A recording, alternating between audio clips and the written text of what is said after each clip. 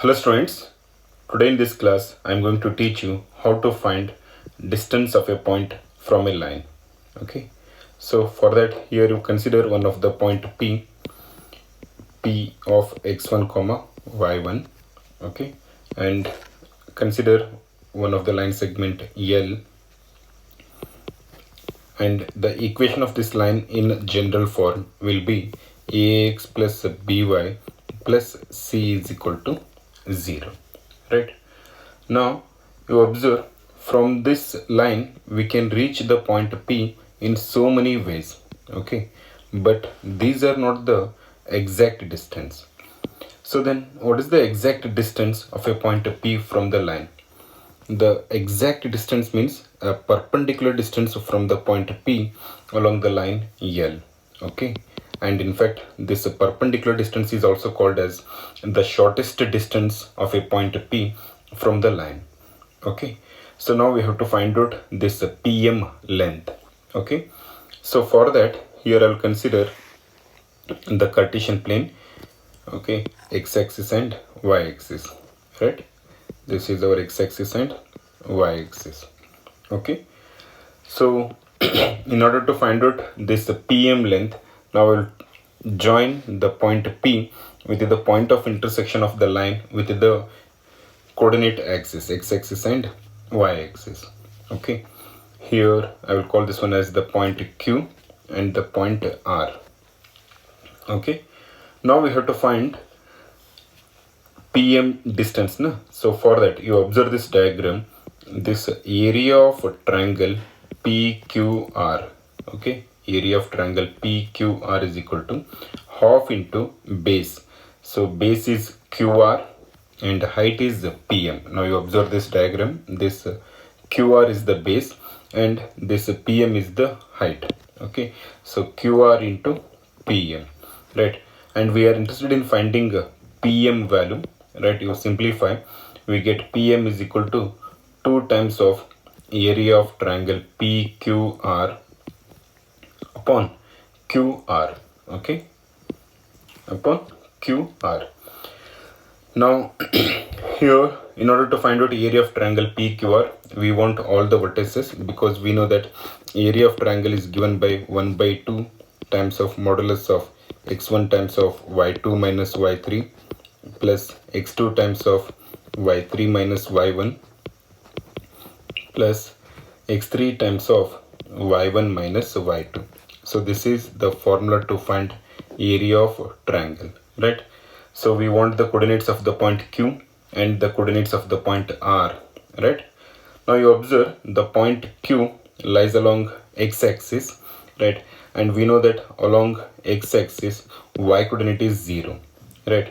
So in the equation of line, suppose if I assume the value of y as a 0, then we get, if y is equal to 0, then we get ax plus c is equal to 0. Thus x is equal to minus c by a.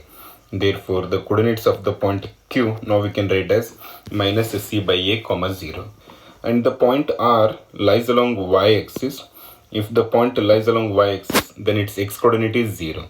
Okay, so if I take x value as 0, then equation of line becomes by plus c is equal to 0. Okay, by plus c is equal to 0. Therefore y is equal to minus c by b. Now as we got the coordinates of the point P, Q and R, then we can apply area of triangle formula. So here already we have 2. Okay, so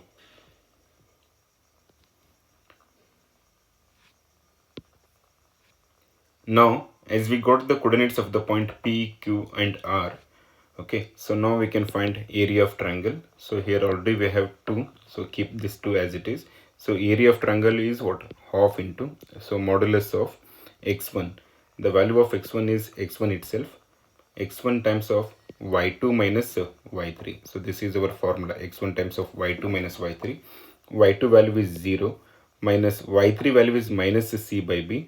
So minus of minus, it becomes plus c by b, plus x2 times of x2 value is minus c by a, minus c by a times of y3 minus y1. Now you observe here the value of y3 is minus c by b minus y1 value is y1 itself, okay, plus x3 times of, okay. So now you observe what is the value of x3. X3 value is 0. X3 times of y1 minus y1 value is y1 itself minus y2 value is 0, okay, whole divided by qr, right?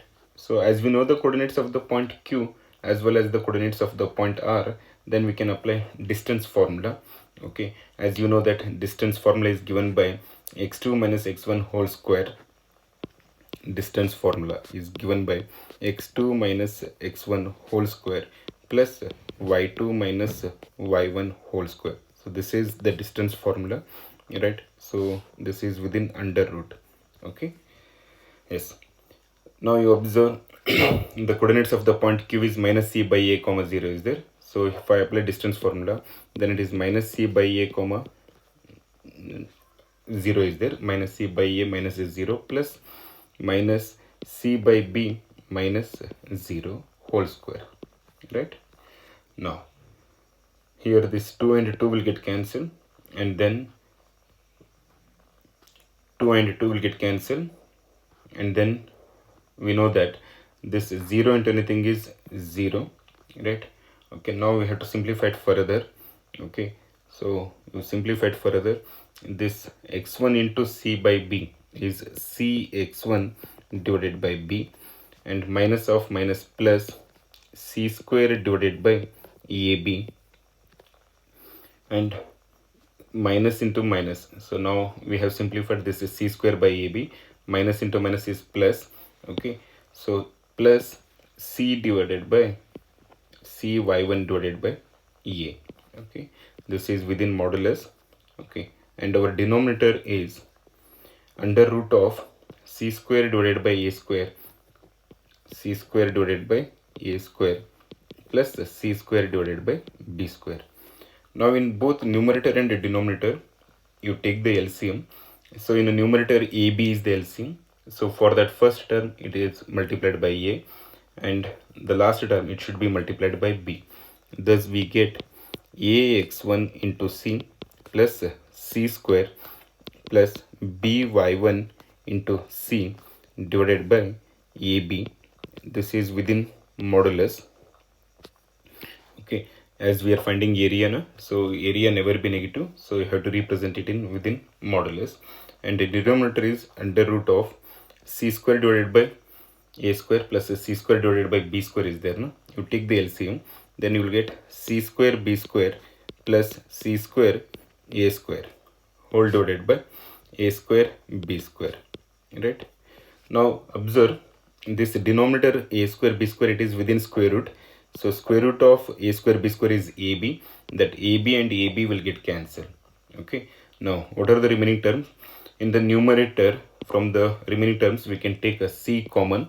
After taking c common, we left with ax1 plus by1 plus c whole divided by under root of c square whole divided by c square a square plus c square b square is there. You can take c square common. If we take c square common, a square plus b square is remaining, okay. Now again this square root of c square is nothing but c. This c will get cancelled, therefore we get the value of d, or distance of a point from a line, is given by ax1 plus by1 plus c divided by root of a square plus b square, okay. So this is one of the most important proof in straight lines. Thank you.